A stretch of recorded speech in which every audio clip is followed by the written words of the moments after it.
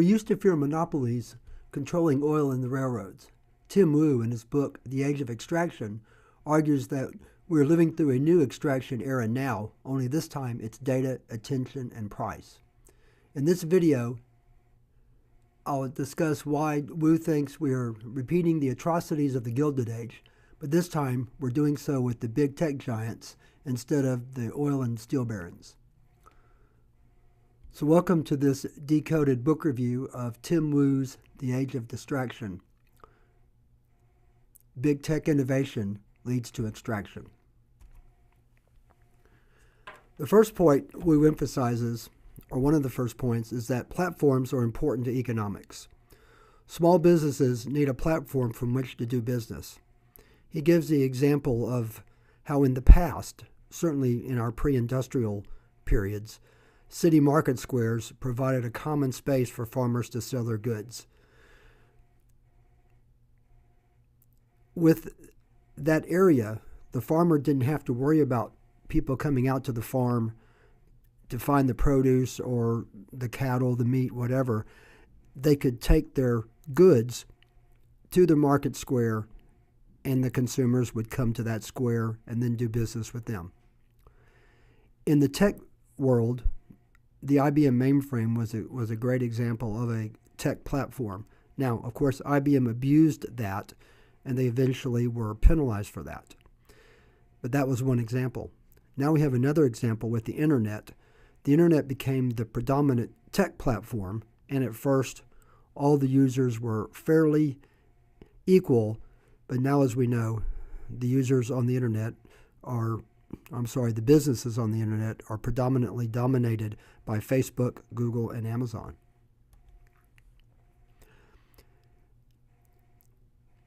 Big tech companies don't start out as extractors.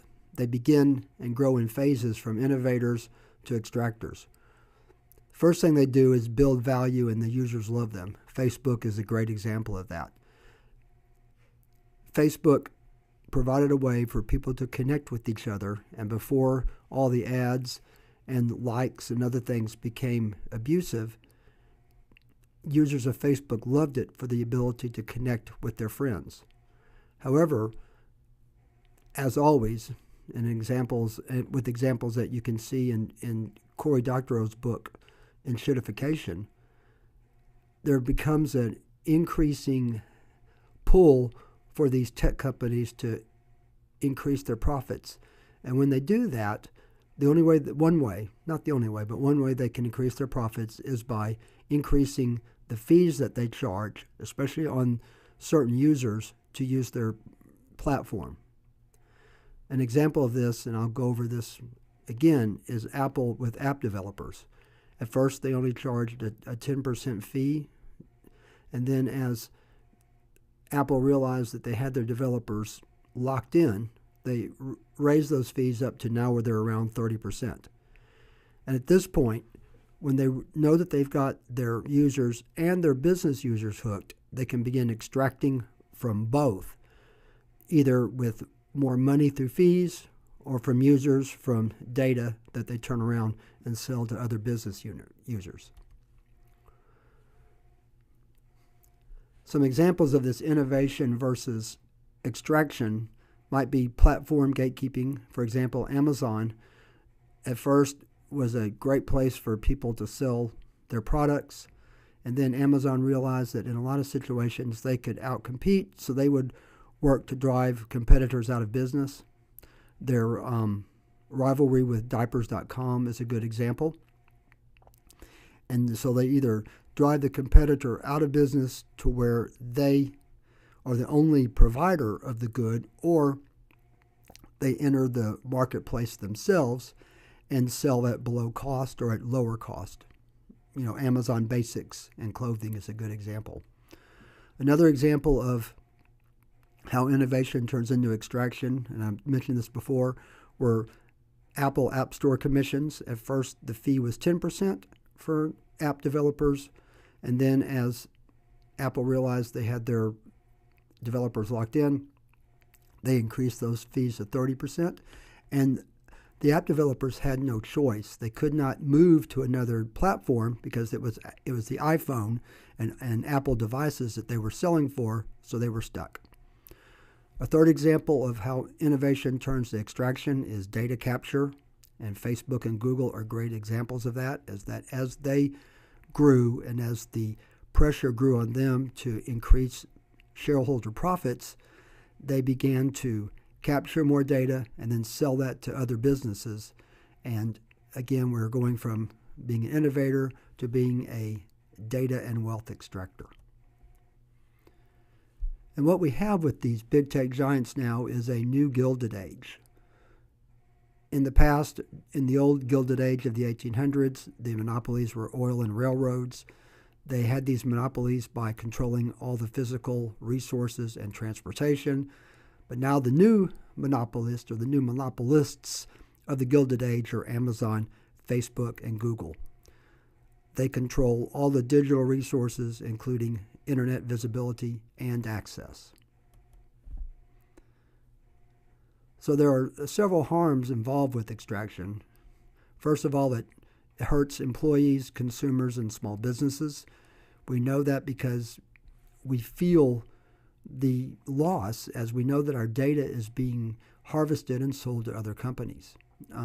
Big tech monopolies can also manage to lower worker wages. We see this through Amazon and Uber are two good examples. Again, Cory Doctorow outlines this thoroughly in his book Enshittification.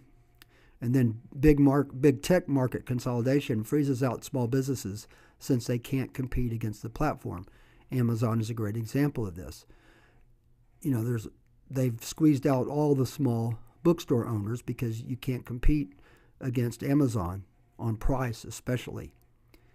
And then finally, the harm of extraction is that users become products. And if you're a Facebook user or a Google user, then you should know that you are a product because your data is being sold to other businesses. Another harm in this age of extraction is that our big tech now dominates politics. And that's just a simple fact of money equals power. And because big tech companies are making so much money, they have the influence through financial contributions to manage how legislation is developed that will always be in their favor. I mean, a great example of this is look at the big tech contributors to Donald Trump in his recent election as president. Also, we've seen through lots of different areas that big tech influences regulators. Regulation has been always on the side of big tech. And, I don't foresee this ending anytime in the future. And we also see how high or how mightily big tech influences the media and how the media perceives big tech. Just look at all the AI hype going on right now, and that this is very much influenced by the big AI companies who are trying to, again, increase their market share by hyping up how AI is going to control everything, and that if you're not investing in AI through their companies, OpenAI, Anthropic, for example, then you're missing out. So what can we do? So Tim Wu mentioned several things that we can do. One of the first things that we should do is revive antitrust enforcement.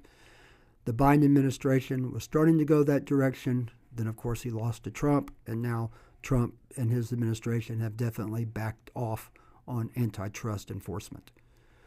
We need to emphasize net neutrality and try to create a more equal playing field for all the people who want to use the internet. That's a big ask now, since Amazon, Google, and Facebook control so much. It would also help if we increase unionization in big tech so that the workers who are being exploited, either with Amazon, Uber, or any of the other big tech companies, can have more say in how their wages and working conditions are controlled. We need to put caps on platform user fees to not make these platforms so expensive to use that the small business and the small user can't afford them. And we also need to have very strong line of business restrictions so that, for example, big tech companies like Facebook, Amazon, and Google are not into the AI business, which will just really increase their power to levels we really haven't seen before.